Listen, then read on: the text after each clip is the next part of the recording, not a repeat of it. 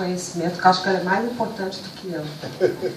Não apenas os mega espetáculos e os mega museus tenham esse apoio, mas museus com essa capacidade de polinização, museus com essa capacidade de multiplicação, que é o que nós estamos vendo aqui, de algum modo eles já constituem um programa, mas é um programa espontâneo, um programa, eu não diria nem espontâneo, não é uma boa palavra, um programa que foi se desenvolvendo, que foi se constituindo por si, né, e que o que nós hoje precisamos é apoiar, dar força, dar garantia de continuidade, né?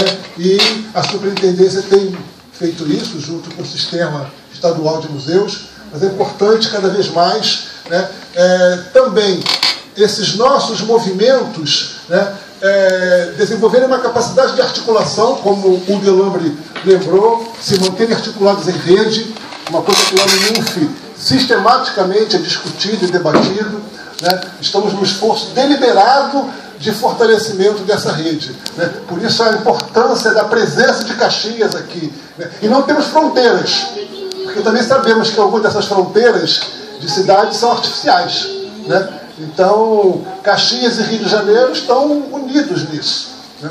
Então é importante. Bom, o pessoal está preparado, então Daniele Maia, com a palavra. Boa tarde, meu nome é Daniele. Eu sou professora de História da Rede Estadual e da Rede Municipal de Cabo Frio. E sou mestranda na Unirio, com a orientação do Mário, com o projeto da Casa da Flor, né, que intitula Experimento Poesia e Memória, um olhar museal. Na verdade, eu vou estar colocando um panorama da apresentação que eu fiz para a qualificação e de como eu estou encaminhando a questão da casa.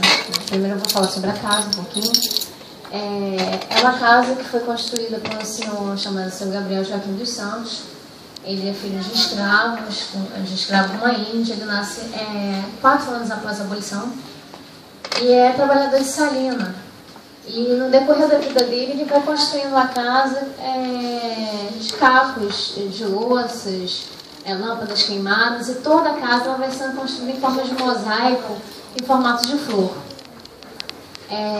Sempre para se caracterizar a arquitetura dele, que é uma arquitetura espontânea, se coloca em oposição uma arquitetura erudita, que é a do Gaudí, né, na Espanha.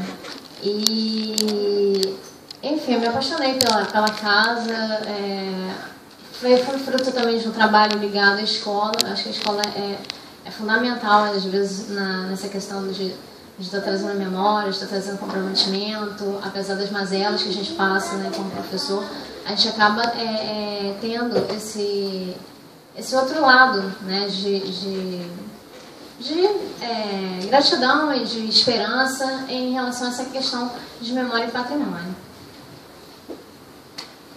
Essa é a primeira parte da estrutura da dissertação, né, onde uma das características que eu vou estar colocando é fazer o panorama da região dos Lagos ligados à questão da produção de sal, né, da salina, uma vez que ele é trabalhador dessa salina, e boa parte da família dele também, posterior, trabalha na questão do sal, da salina. Coloca a questão de ausência, né, que esse negro no período pós-abolição, onde tem uma mentalidade ainda muito arraigada de trabalho escravo e de exploração, principalmente na região que era muito árida, que era a região dos lagos, no início do século XX. Quer dizer, a região zona vai ter um desenvolvimento a partir da década de 80, né? Até então era um lugar ainda muito árido e enfim, chega a ser uma questão meio paradisíaca por ser um lugar deserto, mais ligado às imagens, ao mar. Então, como é que é viver nessa cidade que até então era de difícil acesso também para os grandes centros? Apesar de ser um lugar que foi já o primeiro produtor de sal, né? Perdeu para o Rio Grande do Norte, em função de uma série de coisas ligadas à tecnologia de sal aí. A segunda parte é uma parte mais viajante, mais delirante, né? Porque o seu Gabriel, ele construía a casa sempre em cima de sonhos. Então a gente vai dar... Tanto que as pessoas próximas achavam que ele tinha uma certa loucura em estar construindo uma casa de cacos de coisas, de restos de coisas, e que é surpreendente para uma época que hoje a gente tem todo um aparato ligado à questão do meio ambiente, mas na época se construir uma coisa de cacos, de lixo, né, é diferente, é inusitado. Então eu vou trabalhar com essa questão, um quebra-cabeça, inimiga da Casa da Flor, porque em cada parte que você olha a Casa da Flor, eu deixei com vocês um postal que é um pedaço do teto da casa. Então, cada lugar da casa é um enigma a ser decifrado. Nem sempre a gente consegue, né, saber do que se trata. Tem a questão do tempo, né, que essa casa é uma casa de construção de uma vida inteira. Ele começa a construir e passa a vida inteira a estar colocando mais detalhes, cada vez mais detalhes na casa. A questão do silêncio, né, que durante muito tempo essa casa é silenciada pela comunidade ao redor, infelizmente, e principalmente pelo poder público. A gente está tendo agora uma iniciativa da Secretaria Estadual que vai fazer toda a restauração da casa, está começando a obra, porque a casa era de uma certa forma silenciada diante dessa comunidade. O que é importante, agora o poder público está fazendo esse tipo de trabalho lá. A questão de olhar a casa, né, ir além do limite do nosso olhar, tentar ir à alma do São Gabriel, a extensão. Eu sempre fico imaginando que a casa, de uma certa forma, é a extensão da alma do São Gabriel e vice-versa, né? Então, tentar cada vez mais ver o limite e o deslimite dessa casa. E tive uma grata surpresa procurando imagens, porque como eu conheço Cabo Frio de 2001 para cá, eu sempre ficava imaginando, obviamente você trabalha com pessoas que são oriundas de lá de muito tempo, e você fica sempre imaginando como é que é esse lugar. Eu já conheci um lugar extremamente urbanizado. E como é que é essa Cabo Frio que o Sr. Gabriel percorreu? E eu comecei a buscar na internet fotos da região dos lagos, e tive uma grata surpresa. Eu não sabia, por ignorância, que o Luiz de Castro Farias tinha sido um museólogo, um antropólogo famosíssimo, e que, de uma certa forma, foi meio que desbravador daquela terra naquela época, tirando fotografias, que a gente vai ver, e tive uma grata surpresa. Mari me falou, quando mandei as fotos para distrair, num dos momentos que ele tem, os poucos momentos que ele tem de descanso, eu vou mandar essas fotos e ele vai me mandar a resposta. Acho que esse cara era um cara extremamente importante, que eu não conhecia, então eu vou também tentar, dentro dessa dissertação, trabalhar com essa questão desse caminho do Sr. Gabriel através dessas fotografias que foram tiradas e também adentrar dentro dessa memória do Luiz de Castro Farias.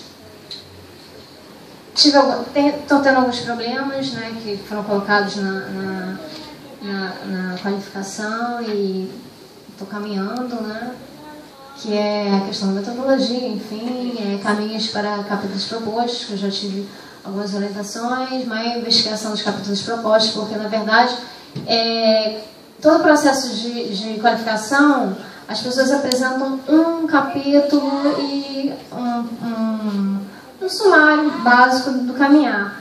Eu, na verdade, como eu estava extremamente insegura em várias questões que passaram pela minha cabeça, eu já falei isso tudo? Eu comecei eu imaginei que eu fosse falar 5 minutos só. Na verdade, de vocês, vários capítulos que eu estava propondo, para exatamente, já na qualificação, já ter um olhar das pessoas da banca de qual caminho eu deveria estar seguindo. Para, de repente, não ter a surpresa de chegar na defesa e ter viajado em coisas completamente enfim, desimportantes, né? Estou usando aquelas palavras que fica vendo Saramandá e cria um monte de palavras, né? A análise da documentação, que ainda não tive acesso à documentação do IFAM. São Gabriel tem um livro de apontamentos que é genial, que é uma espécie de diário, que foi conversado aos 36 anos para ler a Bíblia. Ele queria livro que se for no Evangelho.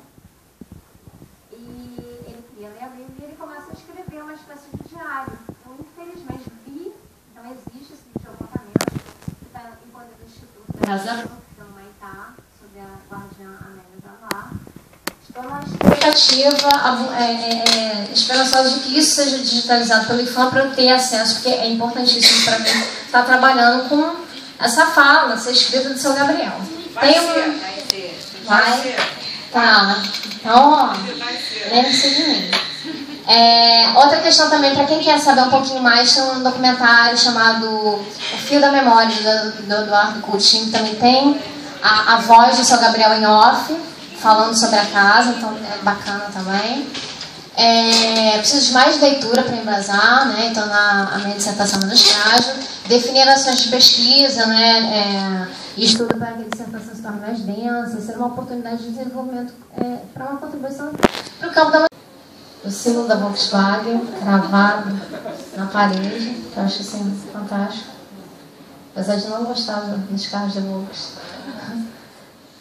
Aí tem uma outra foto dele aí, tem um mapa, e aí as imagens antigas que eu vou passar rapidinho, que é São Pedro da Aldeia, aí a produção de sal, essa após Cabo Frio, lá em cima o Morro da Guia, também uma visão aí da cidade, e algumas fotos que são exatamente, estão com os nomes, tá com o nome do Luiz Castro Farias.